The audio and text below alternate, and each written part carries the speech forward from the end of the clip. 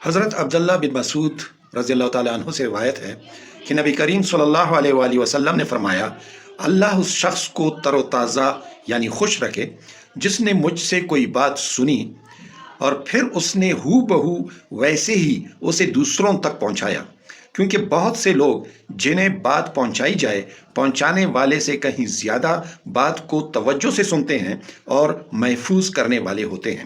امام ترمذی رحمۃ اللہ علیہ اس حدیث کو حسن صحیح حدیث گردانتے ہیں۔ دوستو، کل میں نے ایک سوال پوچھا تھا اور پوچھا یہ تھا کہ وہ کون لوگ ہیں جنہیں اللہ تعالیٰ روز قیامت قبر سے کتوں کی شکل میں اٹھائے گا۔ تو دوستو، اس کا جواب حاضر ہے۔ جن لوگوں کو اللہ تعالیٰ کتوں کی شکل میں روز قیامت قبر سے اٹھائے گا وہ لوگ ہیں غیبت کرنے والے، چغل خور اور پاک باز لوگوں میں عیب تلاش کرنے والے۔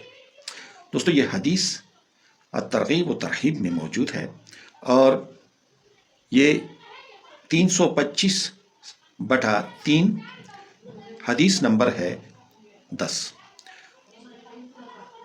اب دوستو، اگلا سوال یہ ہے کہ نماز اور روزوں میں یعنی 5 وقتہ جو نماز فرض ہوئی ہے اور جو روزے فرض ہوئے ہیں، ان میں پہلے فرضیت کس رکن کی ہوئی ہے؟